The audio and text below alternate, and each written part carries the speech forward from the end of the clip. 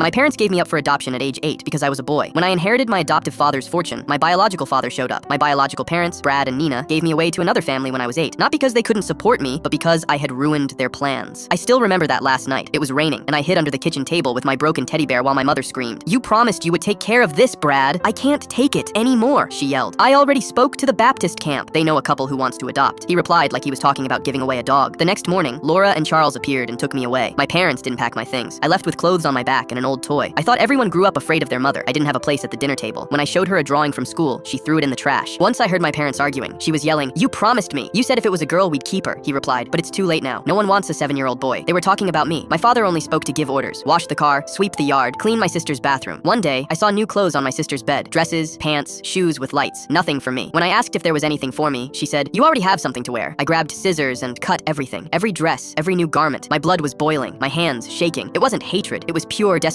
My mother burst into the room screaming and shoved me against the wall. "You are a mistake! A damn mistake!" she screamed, pushing me against the wall. Later that night, my father came home. "Nathan, tomorrow you're going to live with other people," he said with no emotion. Laura and Charles gave me what no one had tried to give me: security. Charles sold tools door to door, then they started their own business. I helped however I could. The garage became a shop, then a warehouse, then a distribution center. At 21, I graduated with a business degree. Charles cried like a baby. 2 years later, they went away for a weekend. An out-of-control truck hit them on a blind curve. It was instantaneous. They left me everything: the house, investments, the entire company. I grew the business, opened branches, hired over 100 employees. Last night, security called me. "There's a man here. Says his name is Brad. Says he's your father." When I went to the lobby, there he was. Slumped shoulders, unkempt beard, cheap clothes. Behind him were 2 exhausted women and 4 small children. "Nathan, my son," he said. He had never called me that. "Your mother left, ran off with another man. These are my daughters. They came back home with 2 kids each. No husbands, nothing." One of the children looked at me and asked quietly, "Are you Uncle Nathan?" I had never been an uncle to anyone. "You have so much now," Brad continued. "We just need help until we get back on our feet." Then he said something that froze me. "I want you to do for them what Charles and Laura did for you. Adopt my grandchildren." The request was cruel, an attempt to repeat history. "Are you insane?" I asked. "You want me to raise your daughter's children because you failed as a man, as a father, as a human being?" Brad opened his arms theatrically. "They deserve the same chance you had." He was using children as bargaining chips. I looked at those innocent children and made my decision. I am not going to raise your daughter's children. I will not repeat your cowardice, but I will not turn my back on children who aren't to blame. I turned to my lawyer. "I will pay for quality schools for each of them. Uniforms, materials, transportation. But if they don't attend regularly, the help ends. Only the children will have my support. You adults will not see a single cent from me." Brad's face turned red. Months later, the children were in private schools with clean uniforms, bringing home good grades. Brad came back alone, asking for money. I looked at him and thought of Charles and Laura. "Help you? Never. Whatever I had to give you, you threw away when you left me." He walked away and never came back. Years later, my nieces and nephews came to me as young adults wanting internships. I accepted them, first in the warehouse, then administration, exactly as Charles had done with me. They call me uncle, but I know I mean more. They respect me. They love me. As for Brad and my sisters, we barely exchanged 2 sentences a year. I didn't break the cycle just for myself. I broke it for those kids who weren't to blame. I've never regretted helping only them.